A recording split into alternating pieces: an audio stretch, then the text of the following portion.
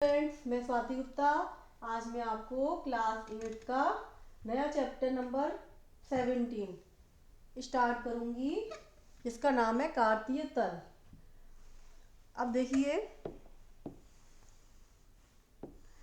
किसी बिंदु की स्थिति को निश्चित करने के लिए हम एक से अधिक रेखाओं का सहारा लेते हैं।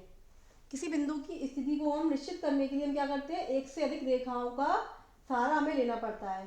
अब देखिए, हम आपको एक उदाहरण से समझाती हूँ। मैं इसे एक उदाहरण से, अब देखिए इसमें क्या है, किसी कक्षा में 30 विद्यार्थी हैं। कितने विद्यार्थी हैं? 30 विद्यार्थी हैं। ये तो होती है आपकी पंक्ति। इसे क्या बोलेंगे? पंक्ति, यानी कि रो। पंक्ति को क्या बोलते हैं? रो। और ये होता है कॉलम, यानी कि स्तंभ। क्या होता है? स्तंभ। इसमें क्या होता है, देखिए, मान लीजिए कि मैंने बोला आपसे कि एक स्टूडेंट है ए, पंक्ति 2 में बैठा है। पंक्ति 2 में बैठा है, बट उसकी हमें क्या है, हमें उसकी स्थिति निश्चित पता नहीं लग पा रही है। क्यों नहीं पता लग पा रही है? क्योंकि इसमें कितने स्टूडेंट बैठेंगे? 6। इस पंक्ति में कितने बैठेंगे? 6। तो इसकी हमें स्थिति पता नहीं लग पा रही। और हम बोलें कि स्टूडेंट ए पंक्ति 2 और स्तंभ 5 में बैठा है। स्तंभ 5 में बैठा है, तो स्तंभ 5 में भी क्या है, 5 विद्यार्थी बैठेंगे। स्तंभ 5 में भी क्या बैठेंगे? 5 विद्यार्थी बैठेंगे। तो हमें इससे भी स्थिति का पता नहीं लग पा रहा है। अगर हम बोले स्टूडेंट ए पंक्ति संख्या 2 स्तंभ 5 में बैठा है, तो हम इससे स्थिति का हम पता लगा सकते हैं। तो ये क्या करेंगे, हम इससे स्थिति का पता लगा सकते हैं। अब देखिए, अब कार्तीय तल के बारे में देखिए। कार्तीय तल क्या होता है? किसी तल में स्थित, किसी तल में, तल क्या होता है? एक ब्लैक बोर्ड। किसी तल में एक्स अक्ष और वाई अक्ष दोनों स्थित होते हैं, तो उसे क्या बोलते हैं? कार्तीय तल बोलते हैं। किसी तल में स्थित एक्स अक्ष, और ये तो एक्स अक्ष हो गया, और ये वाई अक्ष दोनों ही स्थित होते हैं, उन्हें क्या बोलते हैं? कार्तीय तल बोलेंगे। अब देखो, कार्तीय तल में क्या होता है, इस साइड ये होता है मूल बिंदु ओ, मूल बिंदु ओ।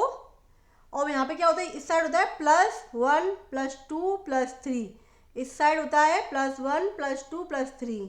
अब अगर हम ऊपर जाएंगे, ऊपर की तरफ जाएंगे, तो ये भी प्लस में होता है। ये वाई अक्ष होती है, ये तो एक्स अक्ष हो गई, और ये वाई अक्ष, यानी कि क्षैतिज रेखा को क्या बोलते हैं? एक्स अक्ष बोलते हैं, और ऊर्ध्वाधर रेखा को वाई अक्ष बोलेंगे।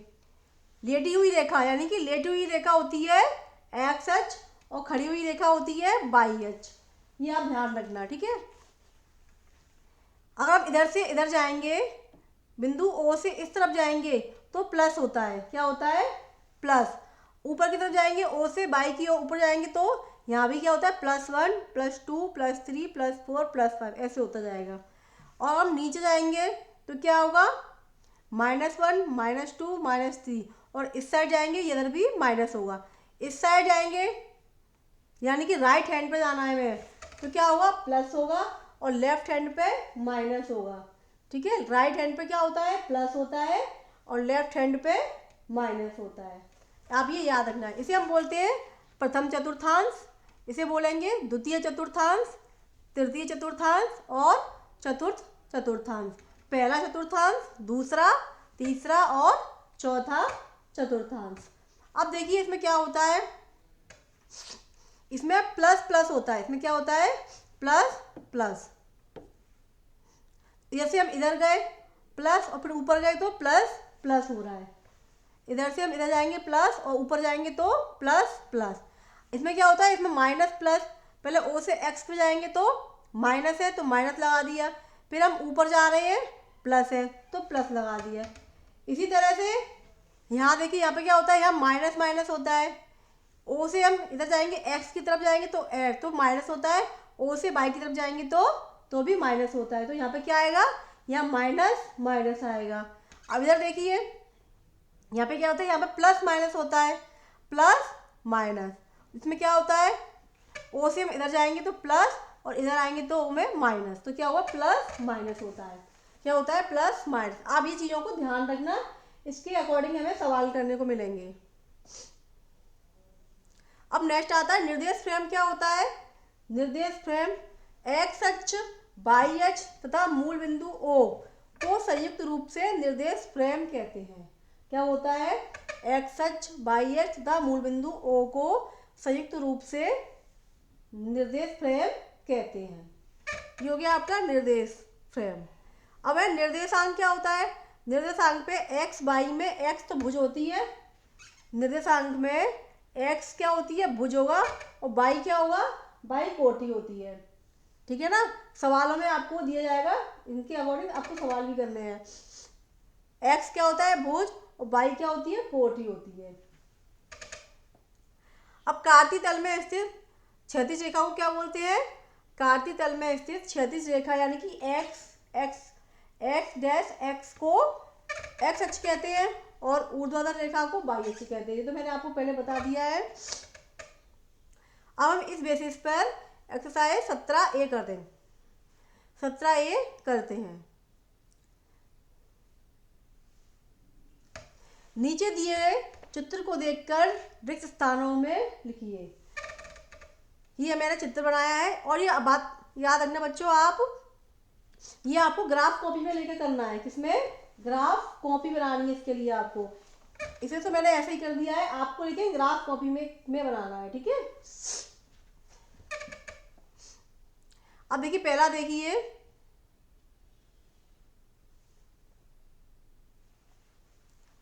बिंदु एम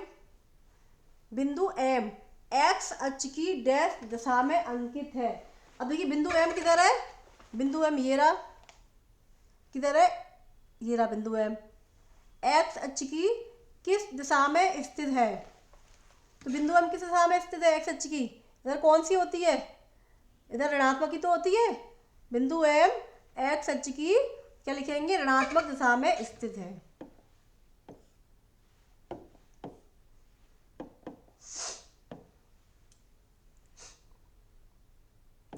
ऋणात्मक, क्योंकि इधर दिशा कौन सी होती है? ऋणात्मक ही तो होती है। तो बिंदु एम कहाँ पर है? ऋणात्मक दिशा में अंकित है। नेक्स्ट देखिए, बिंदु एम से बाई अक्ष पर, बिंदु एम से बाई अक्ष पर लंब पाद की मूल बिंदु से दूरी डैश इकाई है। अब देखिए,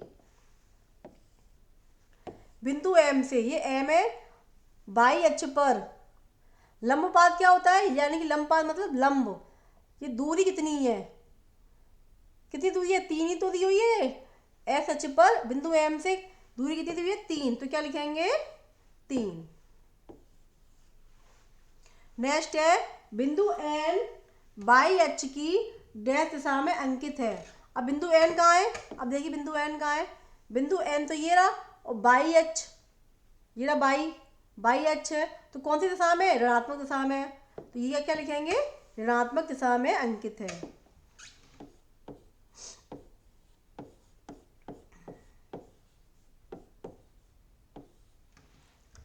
अब है बिंदु एन से बाई अक्ष पर लंबपात की मूल बिंदु से दूरी। अब देखो बिंदु एन से बाई अक्ष पर लंबपात की दूरी कितनी है? -2 है। तो दूरी को हम कभी भी माइनस में नहीं लिखते हैं, तो हम लिखेंगे 2। क्या लिखेंगे? 2। अब है बिंदु टी चतुर्थांश में अंकित है। बिंदु टी किस चतुर्थांश में स्थित है? बिंदु टी ये रहा, पहला, दूसरा, तीसरा, चौथा। तो क्या लिखेंगे? चतुर्थांश, चतुर्थ।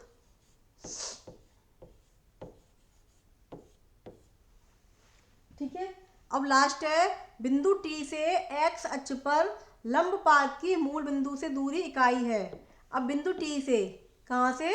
बिंदु टी से एक्स अक्ष पर, देखो ये बिंदु टी से एक्स अक्ष पर लंबपात की दूरी कितनी है? 4। तो क्या लिखेंगे हम? 4।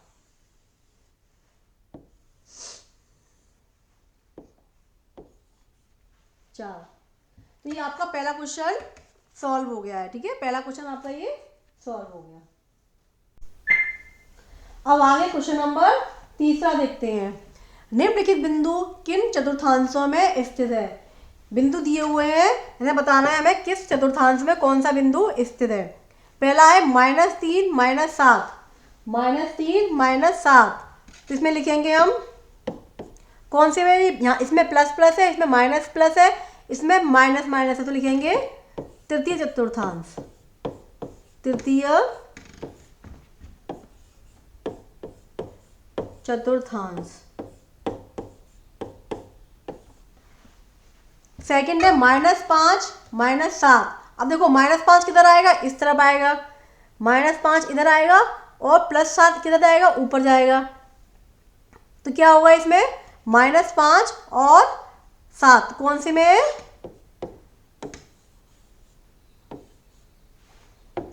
द्वितीय चतुर्थांश।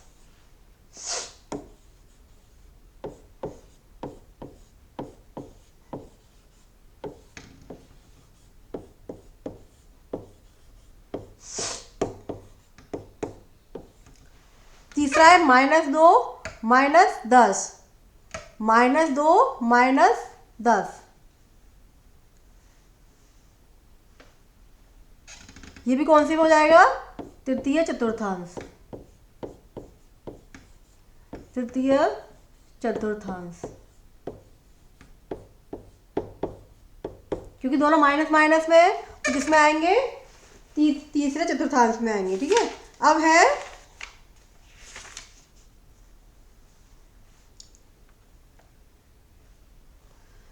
दो है बेटा, क्या है यहाँ पे, 2 है, 2 -10, यानी कि एक प्लस है एक माइनस है, एक प्लस है एक माइनस है, कौन सा होगा इसमें, चतुर्थ होगा। कौन सा होगा, चतुर्थ। इसमें 3 है, कितनी है, 6 है, 3 मैंने करा दी है। ठीक है, चौथा है 5 9, तो 5 9 दोनों किसके हैं, प्लस प्लस के, तो ये प्रथम चतुर्थांश में हो जाएगा। किसमें हो जाएगा, प्रथम चतुर्थांश में हो जाएगा। ठीक है, अब पांचवा है -6 -5, -6 -5 किसमें हो जाएगा, द्वितीय चतुर्थांश में हो जाएगा, द्वितीय में। और लास्ट है -7 -5, ये इसमें हो जाएगा, तृतीय चतुर्थांश में। अब क्वेश्चन नंबर नेक्स्ट देखिए,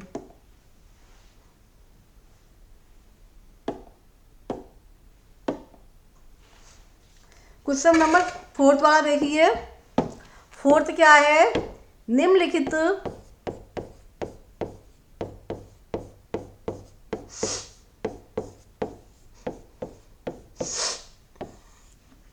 बिंदुओं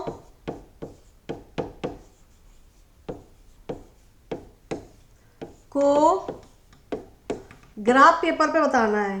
ग्राफ पेपर पर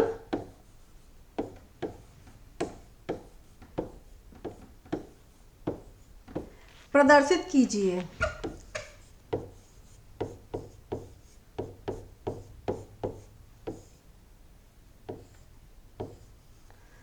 कीजिए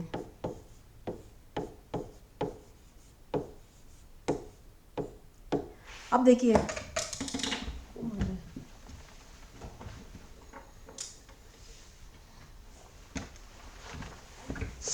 पहला है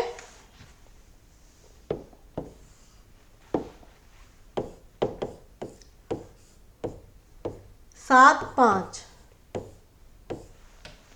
अब क्या करेंगे, इसे हमें ग्राफ पेपर पे हमें दिखाना है, तो देखिए कैसे करेंगे।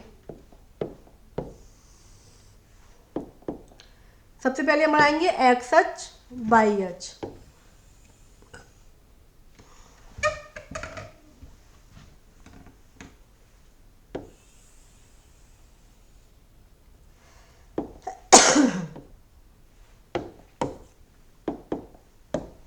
ये हमने मूल बिंदु मान लिया ओ, ये हो गई एक्स अक्ष, ये वाई अक्ष,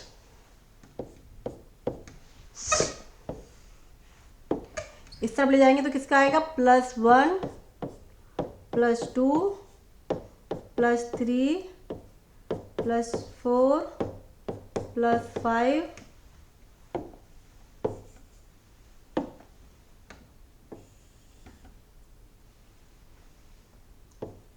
+6 +7। यहाँ तक काफ़ी है। इसमें -1, -2, -3, -4, -5। इसमें -1, -2, -3, -4, -5, +1, +2, +3। ये बिंदु हम हमेशा बराबर बराबर दूरी पे बनाते हैं। किस पे? बराबर बराबर दूरी पे बनाएंगे, ठीक है। ग्राफ में मेंशन होता है ये सब चीज़ें, ठीक है। 4 + 5 + 6 ऐसे हम लिख सकते हैं। अब देखो हमें क्या करना है, 7 और 5, 7 और 5 पे जाना है। अब देखो प्लस का 7 है, प्लस का ही क्या है 5 है, तो हम क्या करेंगे, 7 किधर है, 7 इधर हो गया, और 5 किधर है, इधर। तो क्या करेंगे, हम इसे मिला देंगे ऐसे। 7 टेढ़ा हो गया थोड़ा सा,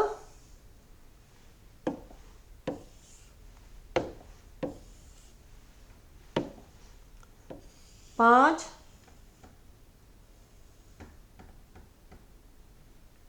और ये, इसे हम 7 से ऐसे मिला देंगे। तो यहाँ पे क्या लिख देंगे, बिंदु 7,5। 0 से हम कहाँ चले, 7 तक चले। 7 पूछा है, 0 से हम कहाँ चले, 7 तक चले, और फिर हमें 5 पे चलना है ऊपर। ये x होता है, ये y होता है, फिर हम चले जाएंगे 5 पे, तो ये 5 पे। तो क्या किया, दोनों को हमने मिला दिया। तो ये ग्राफ पेपर पे आपको ऐसे बनाने हैं, ठीक है। ऐसे ही 7 0 है, -3 -6 ऐसे आप लोग ये करना है, ठीक है। सिंपल है, हो जाएंगे। आपकी ये वाली एक्सरसाइज पूरी कंप्लीट हो गई है। थैंक यू बच्चों।